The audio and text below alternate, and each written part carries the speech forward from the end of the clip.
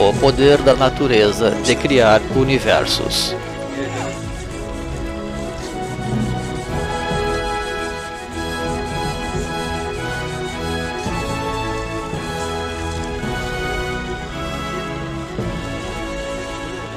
O gesto primordial de produzir o fogo vital.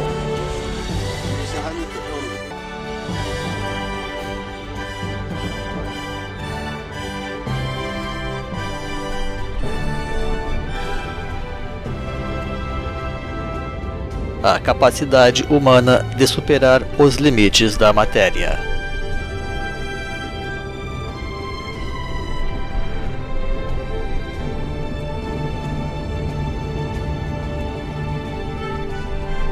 O conhecimento e a compreensão das grandes leis da evolução, sempre renovadas periodicamente sobre a Terra.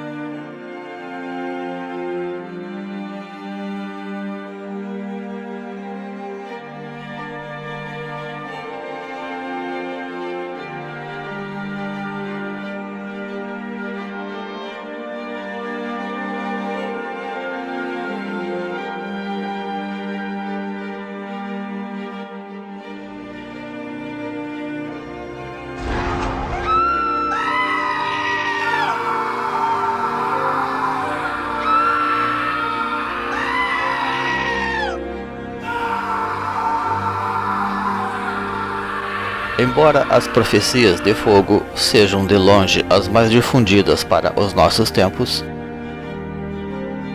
elas se encontram também profundamente misturadas ao tema do vidro ou do cristal,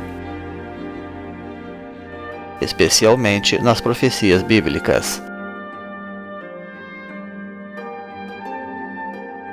mas também nos Puranas hindus e de uma forma bastante vívida.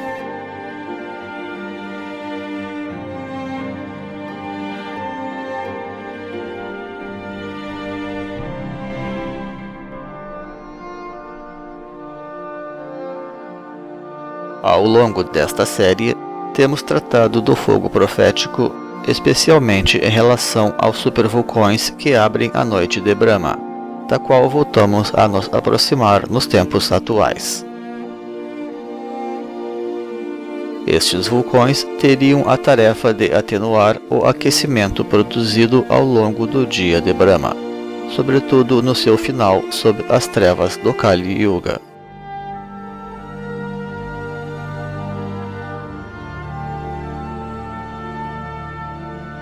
Numa acepção mais espiritual, vimos especialmente sobre o fogo da mente, ou Agnimanas, atrelado aos mitos védico-teosóficos dos Kumaras, mas também sobre energias ainda mais avançadas, relacionadas às iniciações futuras da humanidade, de que deveremos tratar melhor agora.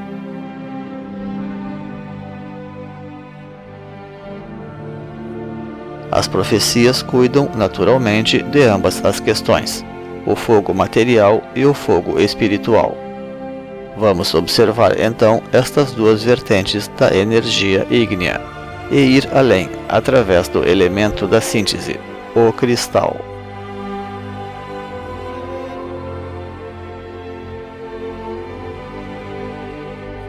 É importante começar a tratar destes graves assuntos com critério, porque as presentes gerações do pós-2012 já começam a estar envolvidas nessas profecias, no fulcro da transição de eras conclusivas das atuais evoluções mundiais.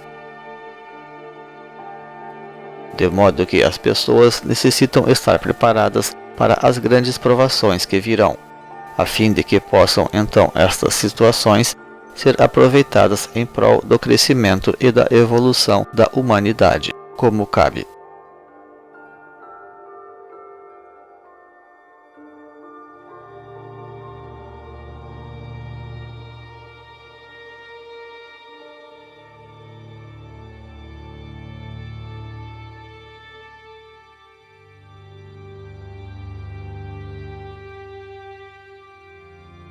O interesse pelo tema das profecias é amplo, porém, poucas vezes as pessoas levam em conta o contexto nos quais elas se inserem, que não é apenas trágico, mas sim escatológico, e associado à vinda de profetas salvadores.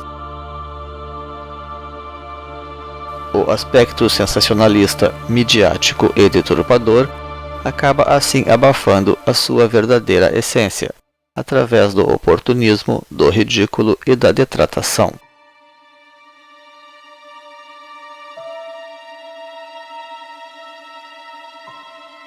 A profecia é um fenômeno complexo que envolve a admoestação, a orientação e a presciência ou previsão, com base na intuição, na experiência e nas ciências dos ciclos.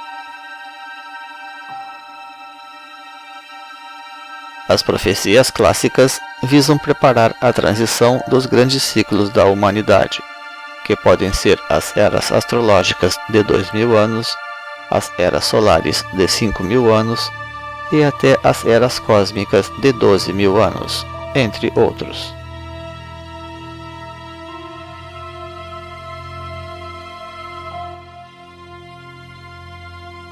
Nesta série, tem merecido destaque especialmente os grandes ciclos cósmicos chamados Manvantara e Pralaya, ou o dia e a noite de Brahma, porquanto nos aproximamos de uma transição maior desta natureza, e já se começam os seus preparativos, que ocupam pelo menos o período de toda uma era astrológica de 2000 anos.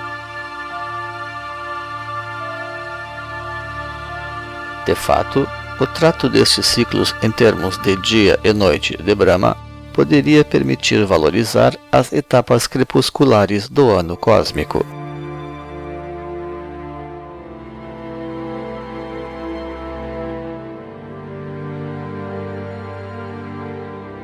Também em analogia com as estações do ano solar.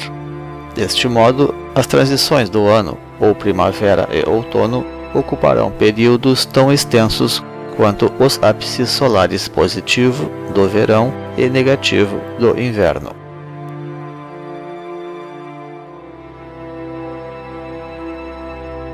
Este tipo de consideração permite uma leitura do extenso simbolismo 4x6 existente nas profecias, na forma dos serafins ou os 4 anjos com 6 asas, de Isaías e do Apocalipse. Criaturas estas representadas pelos seres dos signos fixos que centralizam os quadrantes zodiacais, representando ápices de civilizações. O mesmo vale para o cubo com que se procurou representar a Jerusalém Celeste no Apocalipse.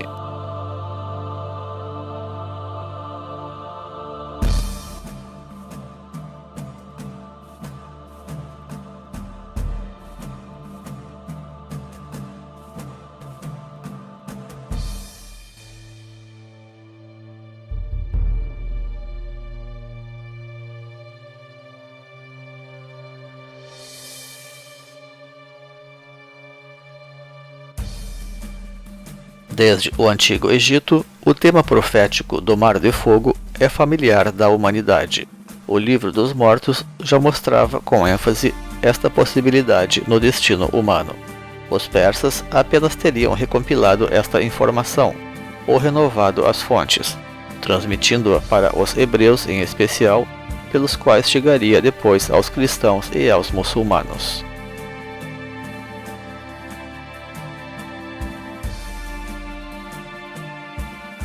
Como final de ciclo maior, poderemos contar com todos os aspectos kármicos do fogo, já enumerados: enfermidades, guerras, vulcões, mudanças climáticas, etc.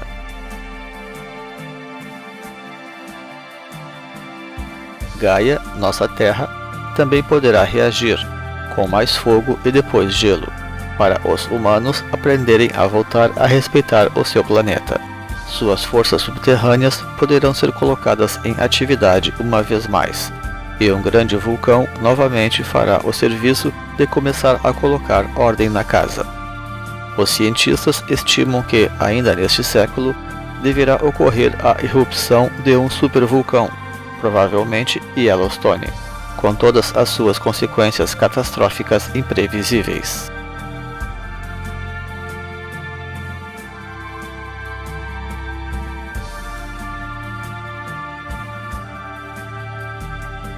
De fato, com o final de mais uma Vantara, chega a hora dos grandes vulcões serem ativados, pois através deles se resolveriam muitos dos problemas acumulados pela própria humanidade. E seria, neste caso, uma ativação setentrional, segundo a dialética dos hemisférios, revalorizando assim o hemisfério meridional.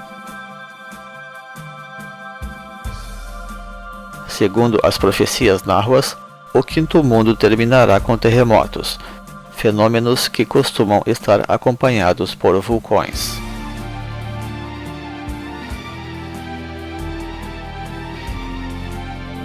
A que se destina então este famoso Lago de Fogo?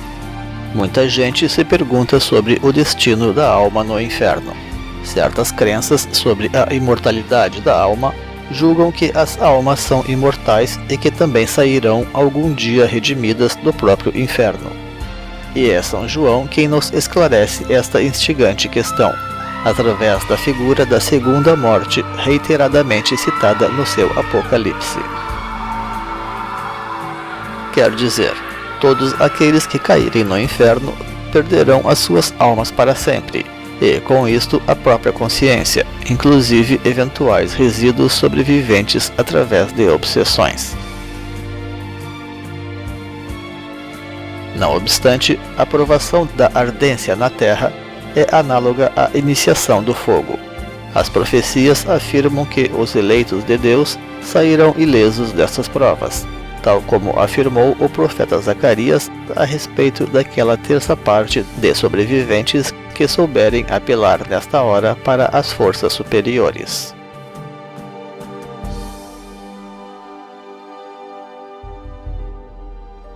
Deste modo, também estaria em voga aspectos espirituais positivos, por assim dizer, favorecendo o avanço da humanidade. No livro do Zohar, é dito que este dia será júbilo para uns e dor para outros, sugerindo a presença de energias espirituais paralelas onde, quem estiver preparado, poderá usar para a sua superior realização.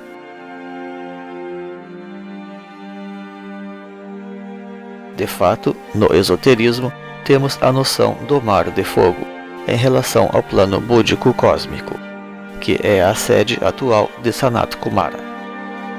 A ideia é que aquele que tiver acesso ao subplano búdico solar, através da iluminação científica, que é a meta espiritual da nova raça raiz aberta em 2013, poderá se beneficiar desta energia cósmica maior, favorecendo o seu acesso à iluminação.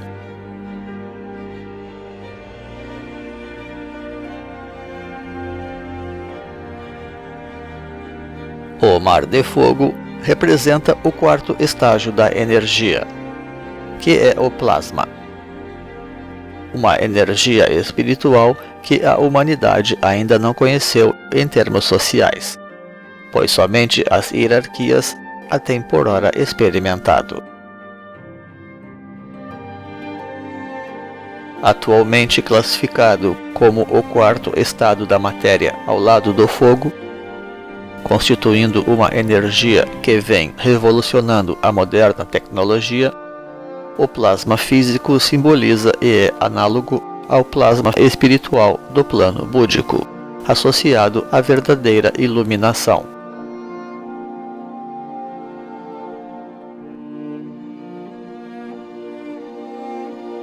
Os 4 estágios do fogo cósmico são energia frictiva, energia magnética, energia elétrica e energia plásmica.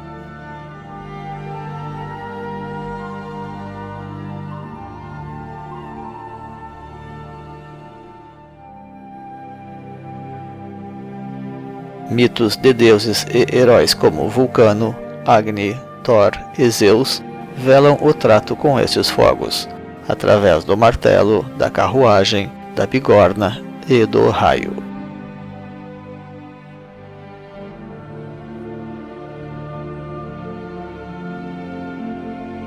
As profecias do fogo estão comumente associadas aos ensinamentos do fogo, como sucedeu no zoroastrismo. Modernamente também existem tais ensinamentos, por vezes com importante expressão profética em torno da escatologia do fogo, tal como no ensinamento da Agni Yoga de Helena e Nicholas Roerich.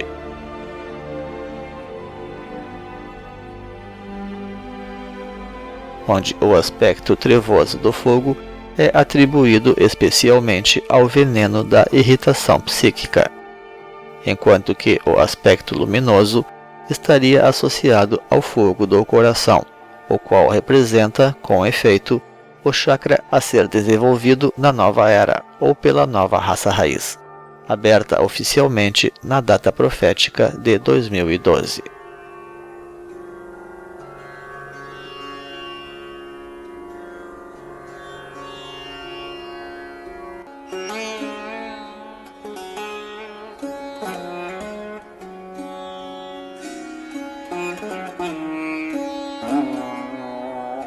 Os mitos védicos e purânicos parecem inclusive cosmificar esta questão. Afirma-se ali que o Senhor Sankarsana, um poderoso deus serpentino, destrói a criação no final do dia de Brahma. Invariavelmente, apenas a cultura da serpente de fogo teria o poder de efetuar uma segura transição de mundos.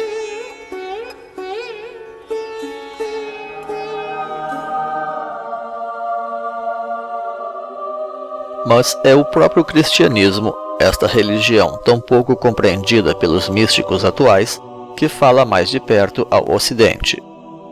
Sabedor que os tempos finais se aproximavam, Jesus veio preparar a humanidade para a grande provação que viria ao final da era. Simbolizada pelo acróstico INRI, a natureza se regenera pelo fogo. Como dizia a mestra Emma de Macheville, um avatar vem ensinar no começo da era aquilo que será vivido por todos ao seu final.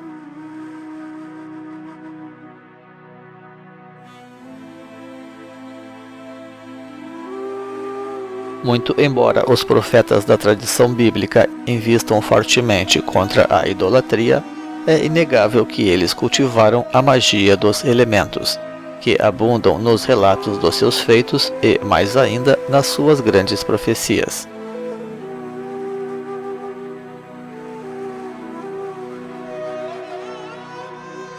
Sucede que sua abordagem se dá sempre no contexto das supremas energias do universo planetário, ao nível das grandes hierarquias de anjos que trabalham diretamente com os divinos senhores, os regentes misericordiosos dos grandes ciclos de evolução do nosso planeta.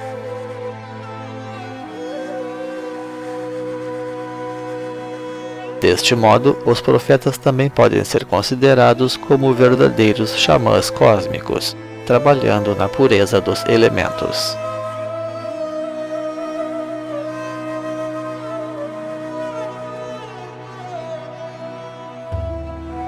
Na eventual ausência de escolas de iluminação superior consolidadas na ocasião das grandes crises planetárias,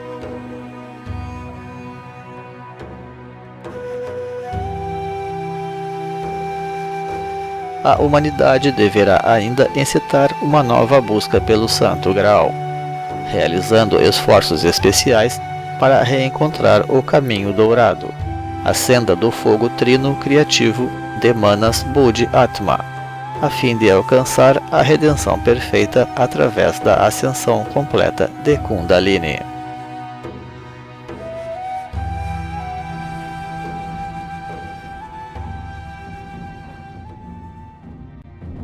Trataremos agora, então, daquelas grandes provações que já se aproximam nos anos que seguem. No decurso das interferências humanas sobre a natureza e sob o afastamento da humanidade daquelas forças de luz que a têm orientado milenarmente.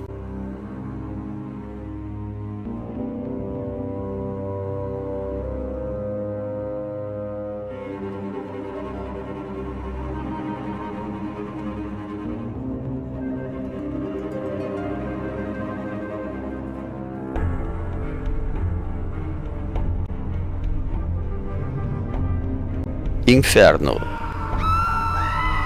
Por muito tempo tratado como simples superstição religiosa, a grande verdade é que os nossos tempos facilitam bastante imaginar cenários sobre o destino ardente do mundo.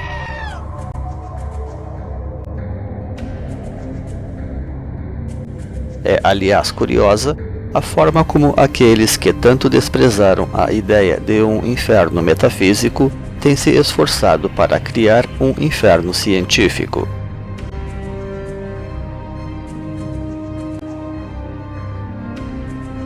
Verdade é que existem tradições de sabedoria para as quais as situações de céu, inferno e purgatório estão bem mais relacionadas às próprias eras do mundo.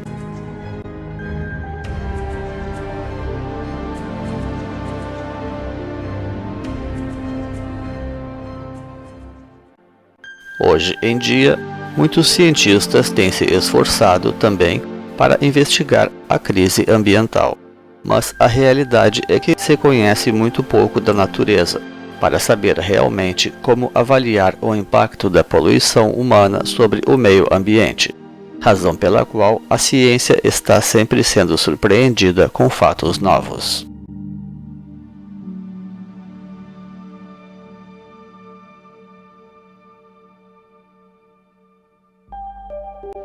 Pior ainda, o profundo comprometimento da ciência com o establishment faz com que muitas vezes o conhecimento das grandes verdades inconvenientes dependam de investigações particulares e de iniciativas isoladas, cuja divulgação e aceitação resulta posteriormente igualmente dificultosa.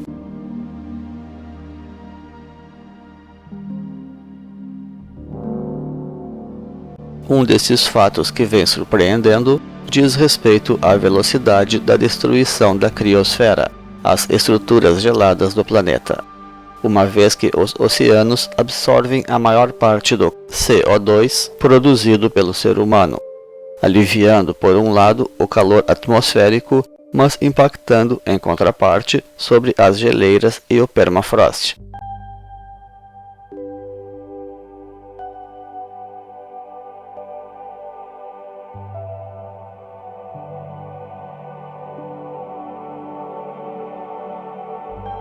Além, é claro, toda a vida oceânica.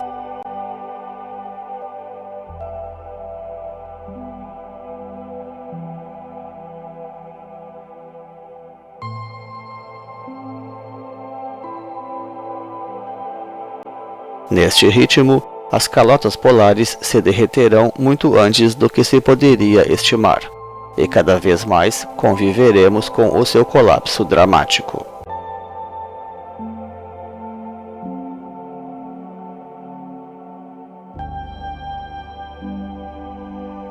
Devemos observar que cada ano bate o recorde do calor do ano anterior, e tem sido assim há décadas já, de modo que estamos já num crescendo crítico vertiginoso e fora de controle.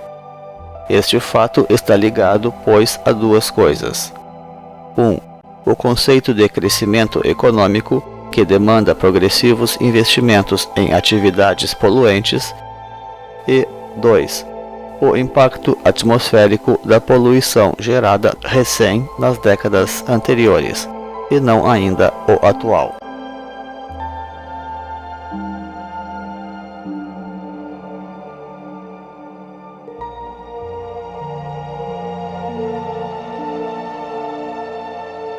O aquecimento global vem apenas coroar um processo severo de interferências humanas sobre o meio ambiente, ou aquilo que vem sendo chamado por alguns de antropoceno, a idade do homem. Segundo as avaliações da ciência, ao longo da existência do nosso planeta, a vida na Terra já sofreu 5 grandes processos de extinção em massa. Porém, isto sempre havia sido desencadeado por causas naturais, muito embora imaginemos, em particular, que o impacto da atividade humana sobre o meio ambiente não tenha começado apenas agora. Na atualidade, ela apenas teria se intensificado dramaticamente.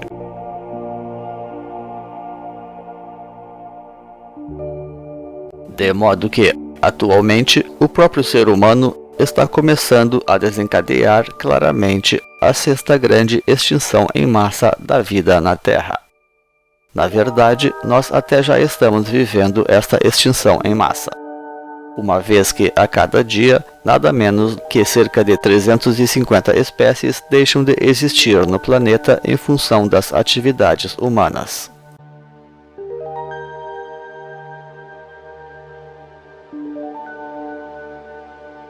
O mais grave é que os prazos para explodir a bomba climática são cada vez mais reduzidos, e os fatos mais alarmantes sequer são publicados, senão em alguns poucos meios mais independentes, porque todo o esforço é feito para abafar as coisas, visando não criar pânico e protestos, coisa que apenas poderá agravar tragicamente o quadro no final das contas.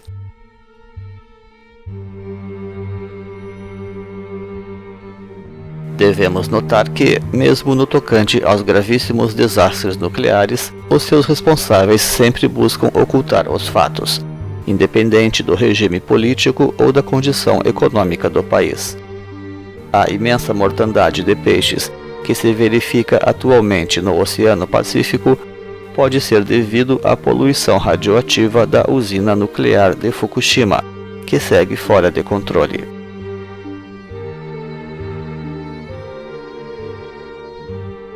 A nova grande extinção em massa da vida na Terra será rápida porque o pico de calor será muito alto e acelerado, e na verdade os dados científicos falam que deverá eclodir plenamente já em 2030 ou 2040, de modo que muitos de nós assistiremos ainda a vários destes estarrecedores acontecimentos, assim como muitas das suas impressionantes consequências, para bem e para mal.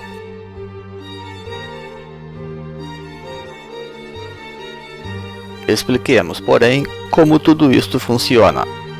O aquecimento global tarda 40 anos para impactar a atmosfera. Assim, a poluição que experimentamos hoje foi produzida até 1975. Ocorre daí que, desde então, o ritmo da poluição atmosférica e a projeção de gases ampliou centenas de vezes.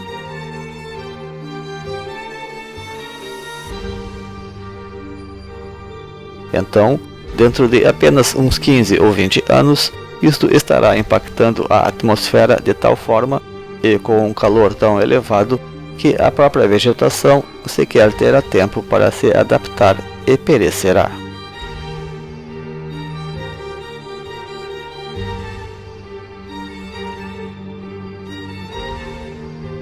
É sobre isto que nos alerta o Dr. Guy McPherson, ecologista, de forma serena, mas incisiva, dizendo que deveríamos tratar de desativar prontamente todo o parque industrial do planeta.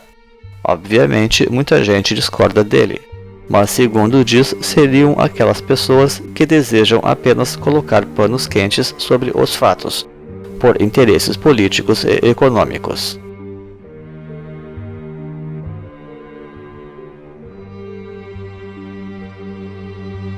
Goi afirma que a ciência oficial simplesmente não trabalha com o cálculo exponencial,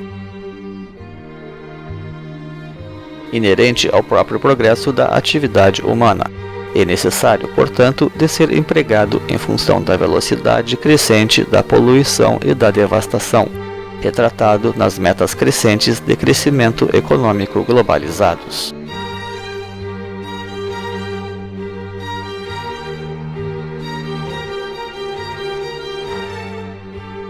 Muitos cientistas comprometidos tentam daí se esquivar dos argumentos destes pesquisadores independentes, demonstrando que prosseguem no planeta picos de frio em par com os de calor, e que as decorrências das mudanças climáticas seriam apenas essas mesmas de incrementar extremos.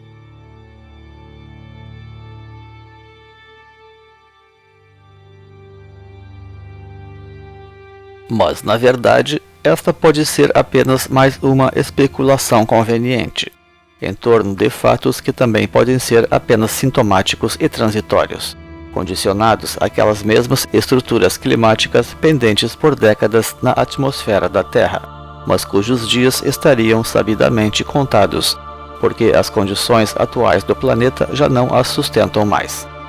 Haja visto que o próprio aquecimento dos oceanos já vem acenando com os limites do suportável. O colapso da atmosfera da Terra seria, pois, iminente.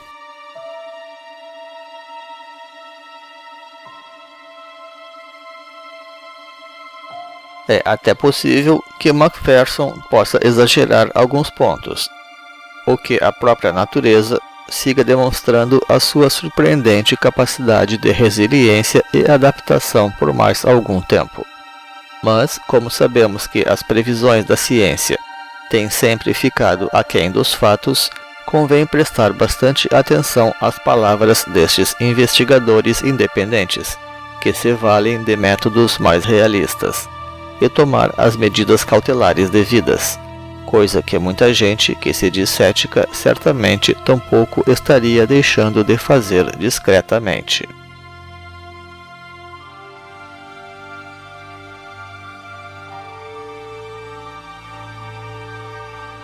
Poderão restar, ao fim, apenas algumas reduzidas ilhas verdes em locais muito privilegiados, vales profundos, altas latitudes e elevadas altitudes tendem a favorecer a vida no futuro, assim como as cavernas e assemelhados, é claro, como são os modernos bunkers sofisticados que os ricos vêm construindo a toque de caixa.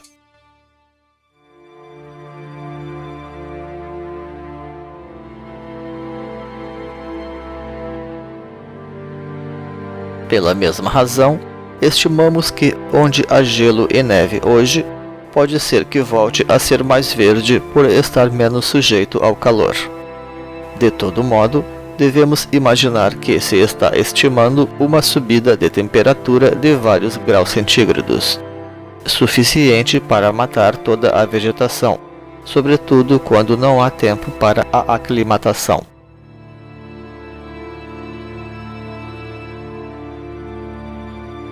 Na verdade, esta seria uma das razões secretas do aquecimento global planejado: transferir calor para as zonas mais frias do globo, onde se concentra a maior população dos países ricos, beneficiando melhores condições agrícolas e a menor necessidade de aquecimento cotidiano.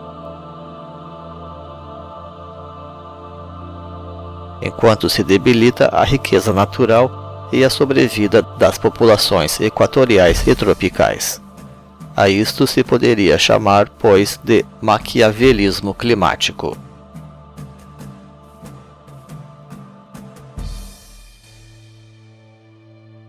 Mas, no geral, a vida planetária deverá mesmo perecer em ampla escala, e este mundo poderá virar um grande deserto, atenuado apenas pela presença da água e das poucas chuvas que seguirão existindo.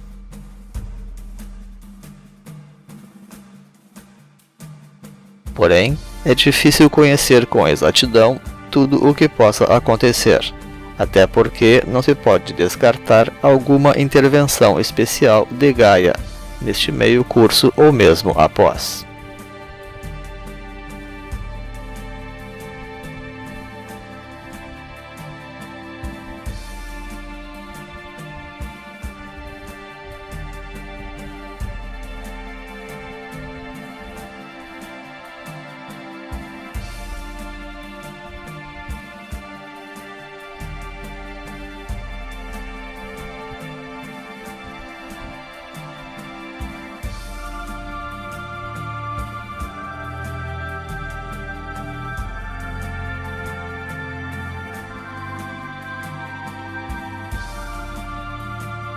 A circulação atmosférica e oceânica traduz a condição da saúde do planeta, semelhante à respiração e circulação dos seres vivos.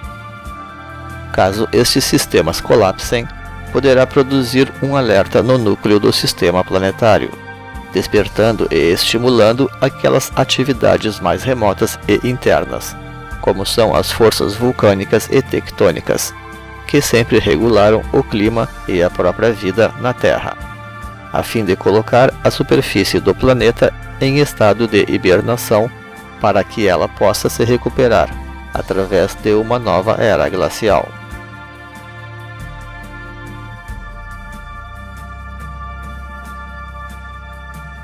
Com isto, poderá haver 3 anos sem Sol ou estrelas, conforme dizem as profecias.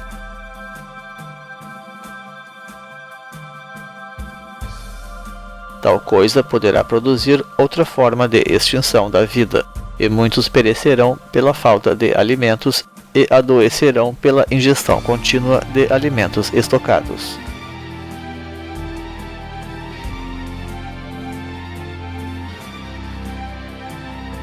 Contudo, a destruição da atmosfera e da criosfera ainda pode acionar uma caótica cadeia de fatos de inestimável vastidão e complexidade, como aumentar ainda mais o calor pela falta dos seus escudos gelados e a liberação de metano incalculável do permafrost, além de tornar o planeta permeável a raios cósmicos nocivos e mesmo suscetível a asteroides uma vez mais.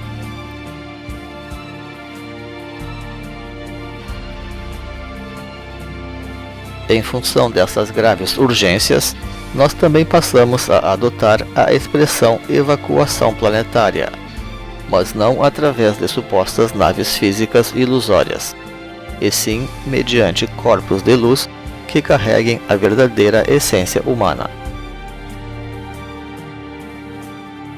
Devemos intensificar os trabalhos espirituais e preparar as novas gerações para a ascensão espiritual e para a adaptação às situações climáticas vindouras. Neste cenário de torra planetária, nós precisaremos poder contar com milagres.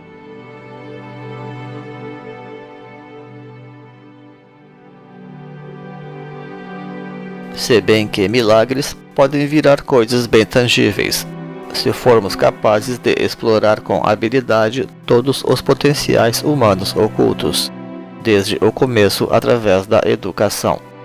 A própria vida já é um milagre cotidiano, para o qual as pessoas são, contudo, quase completamente cegas.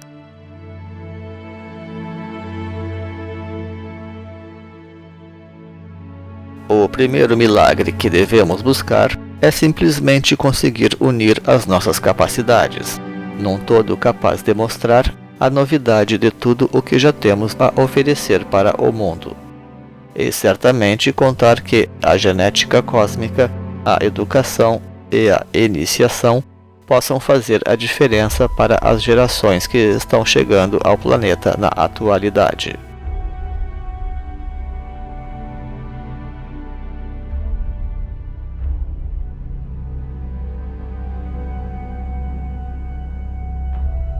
Caso venha a se confirmar a possibilidade de uma abrupta bomba de calor nas décadas próximas, devemos começar a nos preocupar seriamente em aclimatar a vegetação para esta nova situação, em estufas especialmente preparadas para tal. Melhor ainda, esta tarefa deverá começar a ser realizada agora mesmo, diante de todas as evidências que já possuímos.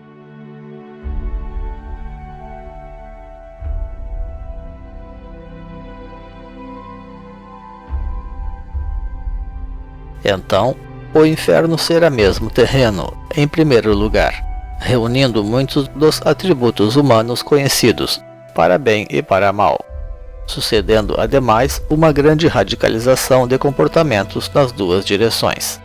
O espírito de humanidade rareará, mas também haverá muitas manifestações positivas e iniciativas solidárias, como demonstram tantas profecias através dos tempos.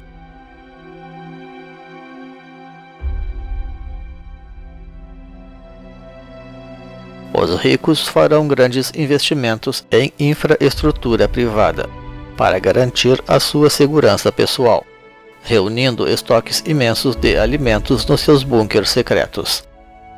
As pessoas tentarão correr para as zonas mais frescas do planeta, como são os mencionados locais de altitude e de latitude elevadas, assim como ilhas, condomínios e zonas remotas, adquirindo casas e terras ali.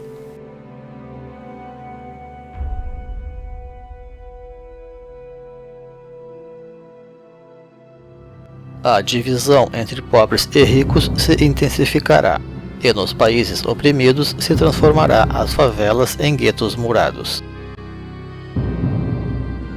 O fechamento das fronteiras dos países ricos e seguros também será radicalizado. This is Sparta!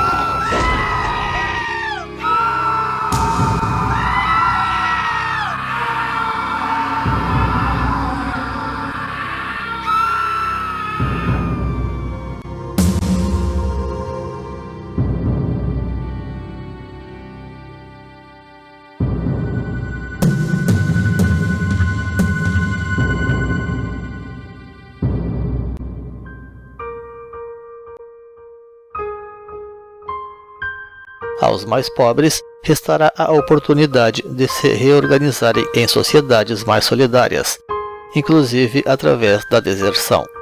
Muitas iniciativas comunitárias e fraternalistas serão bem-sucedidas e usadas como modelos.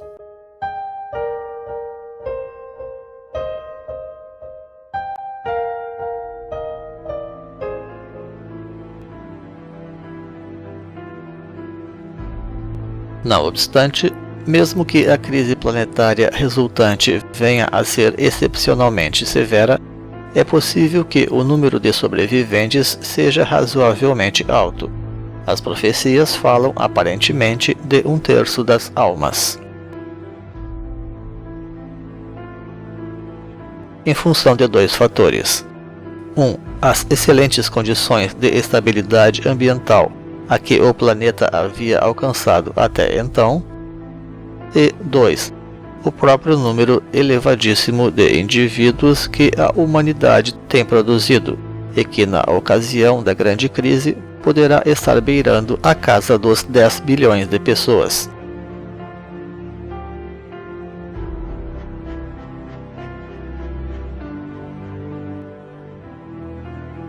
Quando o perennialista René Guénon, autor de obras singulares como O Reino da Quantidade e Os Sinais dos Tempos, profetizou, no começo do século XX, que o presente Kali Yuga representaria o período mais obscuro de toda a história da humanidade, após observar a intensidade crescente do processo industrial, a dimensão das guerras e o grau de alienação do homem moderno. Talvez ele sequer tivesse noção ainda das verdadeiras consequências trágicas da chamada Revolução Industrial para todo o planeta, mas cuja reação contrária cedo apareceu, despertando desde o anarco-primitivismo, chamado ludismo na Inglaterra, até a roca de fiar de Gandhi, pela qual o Mahatma pregava a preservação da manufatura e do trabalho humanizado.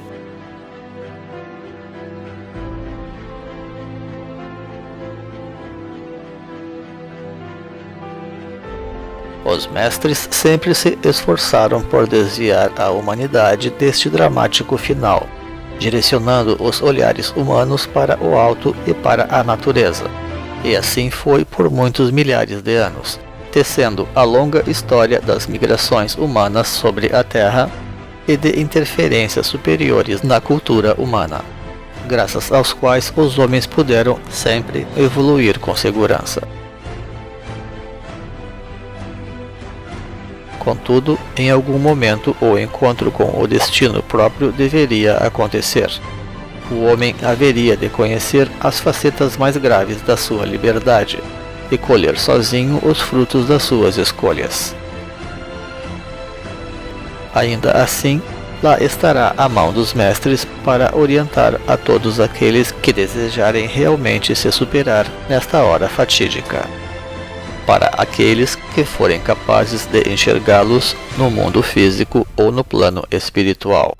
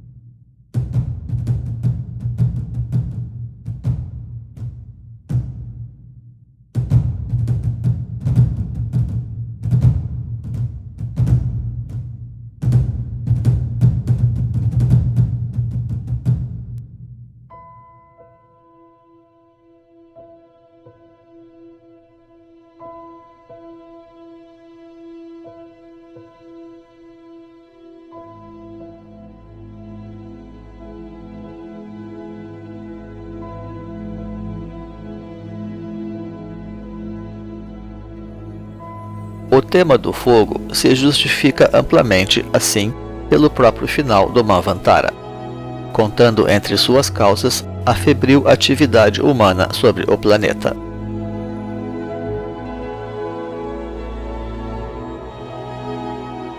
Porém, e as profecias do cristal, onde se encaixariam exatamente?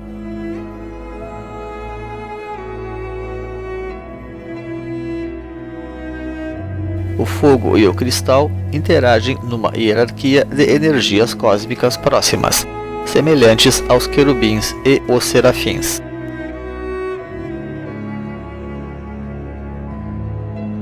Se o fogo culmina os ciclos, o cristal reúne todos os elementos para a geração de uma nova e mais avançada escala de evolução, como uma semente cósmica que comporta todos os novos potenciais.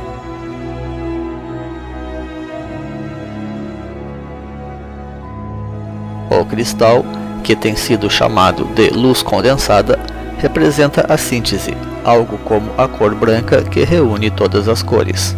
Em função disto, a sabedoria do cristal representa a ciência da totalidade, ou a síntese suprema do conhecimento para um dado ciclo. Simboliza daí a mônada e o logos, sínteses maiores das energias em todas as esferas vitais.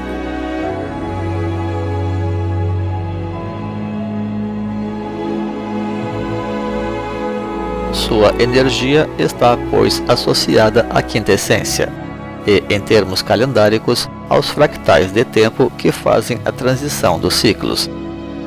através da proporção de 10% do ciclo no começo, ou Sandhya, e outros 10% do ciclo no final, ou Sandhyana.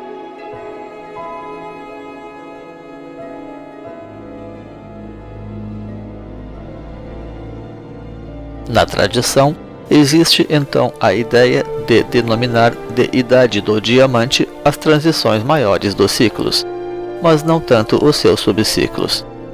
É que apenas esta transição maior pode gerar um período proporcional aos dos outros subciclos, daí se considerar como uma nova idade especial. Na verdade, esta seria uma das matrizes ocultas da medida de todos os subciclos dentro de um ciclo maior.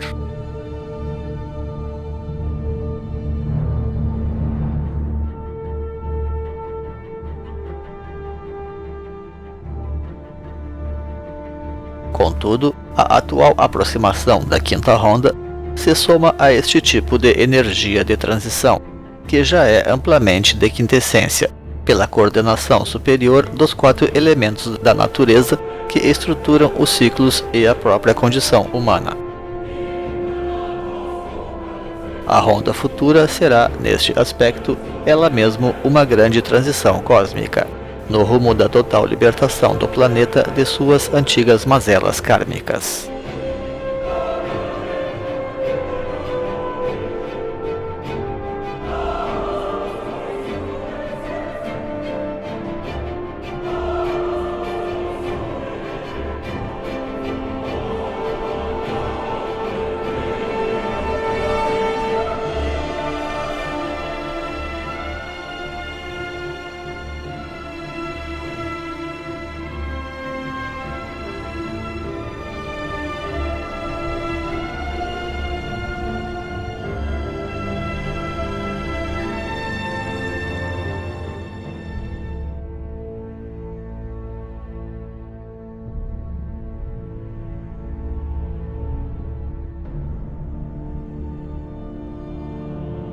Os ciclos de fogo espiritual são tão importantes porque oportunizam a solução do karma deste elemento que foi tão significativo na emancipação da humanidade e tudo o mais que resultou do seu manejo pelo ser humano, como ainda hoje segue acontecendo.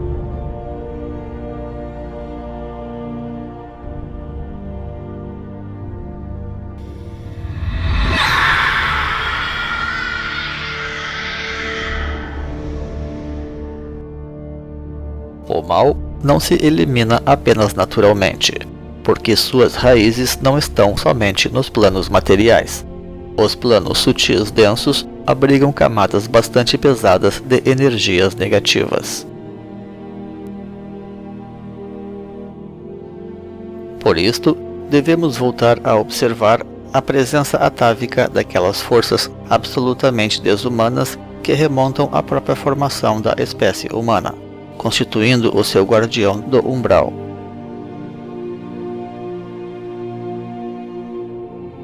Podemos definir o diabo e a própria loja negra como sendo a egrégora formada pela híbris humana e também pré-humana acumuladas, incluindo aqui as mazelas da educação e as cadeias de más ações que nossa liberdade possa voluntariamente criar contra o próximo, a natureza, as forças espirituais e a nós mesmos.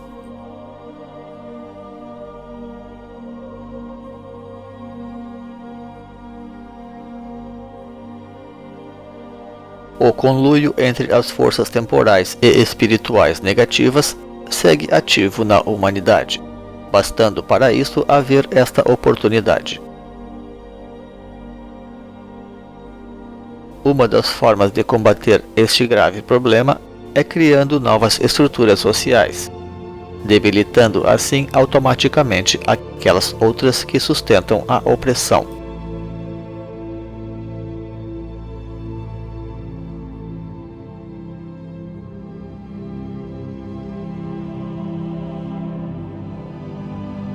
O enfrentamento e a oposição a estas forças maléficas,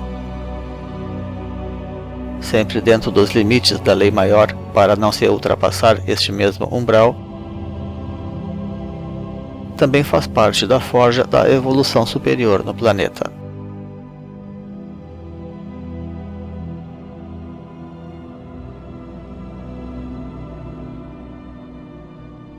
Enquanto isto, as raças de vanguarda tratam de enfrentar estas mazelas no plano social e das instituições, criando sociedades preparadas para fazer a vida avançar.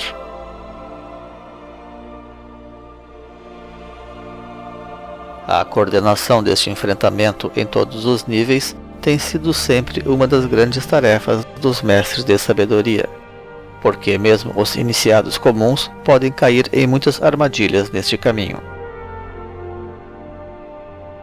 Mas agora a própria humanidade começa a rumar para a sua maestria, naquilo que poderá representar a sua verdadeira libertação, devendo começar a assumir também a tarefa de depurar o planeta, para que este sirva uma vez mais de berçário para uma nova humanidade. Para isto, ainda se aguarda o último avatar, chamado Kalki, a fim de dar cabo à presente transição.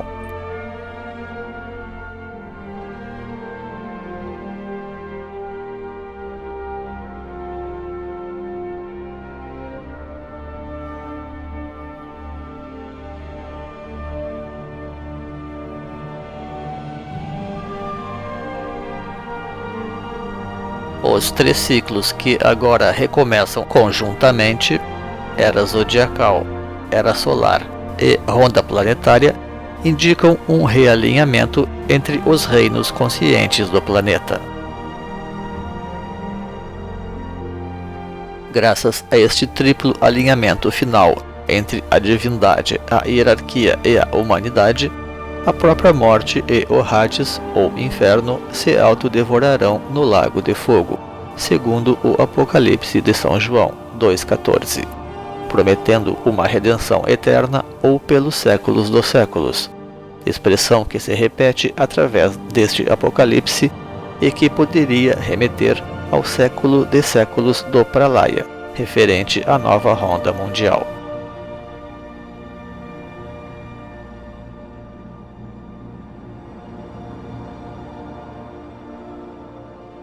A ronda futura será a quinta, e a meta cósmica ou mundial será a conquista da quinta essência, uma condição relativamente onisciente, alcançada através da supermente akáshica, com grande poder de síntese através da coordenação dos elementos. É a superação da híbris humana e das limitações das formas, sacramentada pela verdadeira igualdade social de oportunidades, resgatando, ademais, o verdadeiro ideal ecumênico e disseminando definitivamente o espírito eclético original da civilização.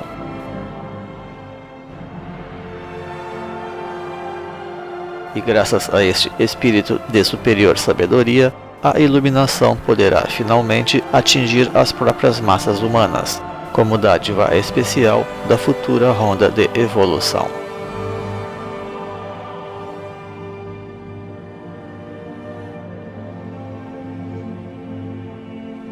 Assim, todos os esforços serão por superar o antigo Homo sapiens sapiens, com suas virtudes, mas também suas limitações, tendo como referência a cultura daquelas hierarquias que caminharam mais à frente, em especial os próprios adeptos de sabedoria, que deixaram as suas poderosas marcas na cultura humana, fazendo crer que a humanidade é capaz de coisas realmente grandiosas. Afinal, esta quinta ronda estará alinhada ao pentagrama cósmico, podendo-se esperar daí portentosas sínteses e renovações na própria esfera humana.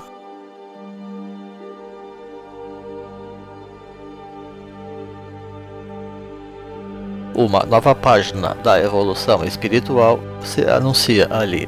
As profecias hindus afirmam que, da mesma forma como os antigos Kumaras ou Prometeus trouxeram para a humanidade o fogo de Manas na mente e na alma humana, o Kalki Avatar trará a energia espiritual do cristal para formar um novo padrão de luz Forrat no coração e no espírito das pessoas.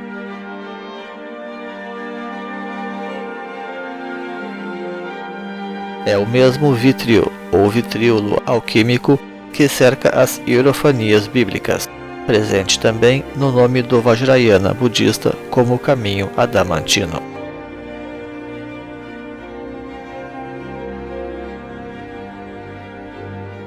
Vale notar então aqui que esta senda oriental tem suscitado, na verdade, toda uma nobre linhagem de reis Calkins ou Rigden, inspirada no formoso mito hindu e devotados ao Dharma.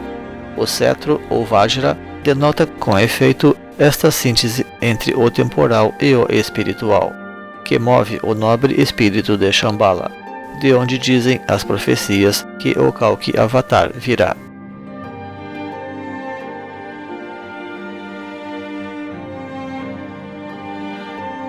A mente de cristal, anunciada por esta revelação, indica não apenas clareza e entendimento puro da verdade, como também a síntese e ainda o ecumenismo e a pluralidade embutidos no poder unificador do cristal, assim como o próprio poder de criação da mente superior, capaz de acessar as energias mais poderosas do universo.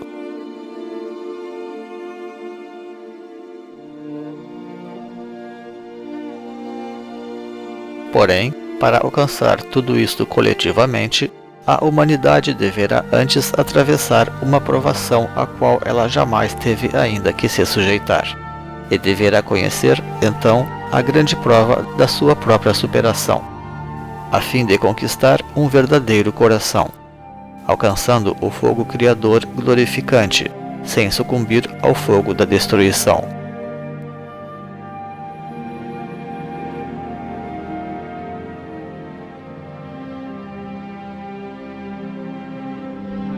Deve se preparar daí para o novo dilúvio de fogo, que lhe chega através de todas as vertentes possíveis, e sobretudo como karma de suas próprias ações.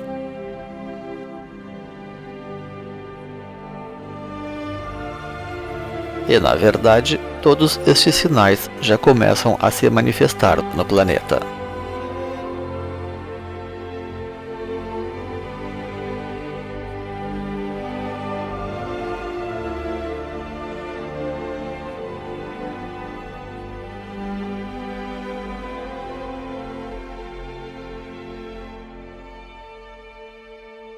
Por isto, antes da humanidade alcançar definitivamente as alturas nesta nova ronda que surge e adquirir a visão cósmica da águia,